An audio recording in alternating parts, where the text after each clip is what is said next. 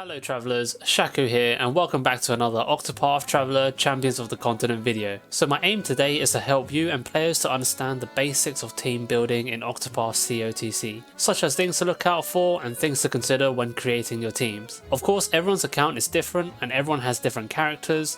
However, hopefully in this video there may be some tips that you guys can take and adapt into your game. So when creating a team, the first thing I consider is to think about who or which character is going to be my healer in the squad, and if necessary do I need a sub healer. This is important because depending what kind of healer you plan to go with could also determine your playstyle when playing the game, whether you go with regen healing or flat heals or maybe both. Choosing the right healer for your team is a matter of life and death for your travellers. As of right now we do have some capable healers in the game, for example just to name a few, Cedric and Mina for 4-star characters who are decent healers for early to mid gameplay, and for 5-star characters such as Theo and Millard are pretty commonly used as healers if you're lucky to have them. After choosing our healer or healers, the next thing I think about is who is able to be the tank of the team, and if needed maybe a sub tank if you like to be extra cautious. Choosing a great tank will of course alleviate some stress from your healers, as they will only need to focus on healing your tank.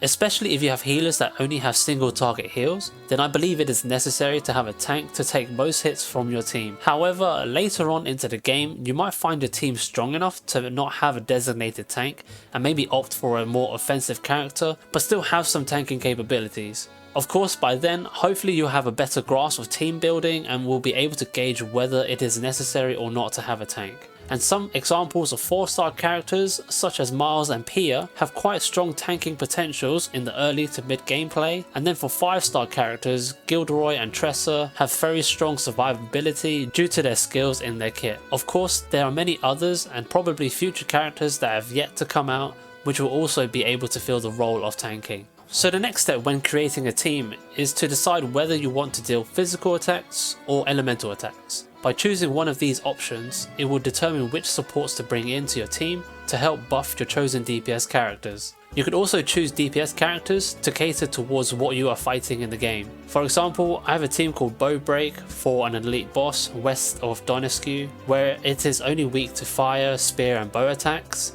So it is possible to create a team having only one weakness as a focal point. However, if you have just started playing or you are a free-to-play player, then you could also consider just having a mix of both attack types with different weapon and element types to have as much coverage as you can if you lack characters. Another thing to note when choosing your DPS characters is to think about what skills they have that can hit multiple times, because ideally they will also be your shield breakers as well. So after deciding whether you want to deal physical attacks or elemental attacks, it's time to pick the supports. However, around this time when picking your supports you will probably only have space for 1 or 2 characters left to fit into your team. So choosing the right support characters is pretty vital. Most players will probably have Lynette and Viola for buffing their own teams while being able to debuff their enemies. However, there are also other characters out there that can also help do the same if you don't have neither of them. There are also characters dedicated to weakening a specific weakness or strengthening a type of attack, such as Noelle and Menno, who are great supports for a wind focused damage team. Other support characters such as Camilla and Merit are also quite good due to the passive abilities, where they can apply regen on the character in front of them if you need that extra survivability. For such units, I class them as defensive support characters. Since there are so many characters in the game, it is wise to see for yourself what each character's passive abilities are and see where you can use them, so then you can cater them to your specific playstyle. Well, that's it for this video, and this is how I go about team building. Hopefully you have found it helpful towards in helping you create your teams in Octopath Traveler Champions of the Continent. Like always, thanks for watching and let me know in the comments below how you guys create your teams. Well, see you in the next one. Peace!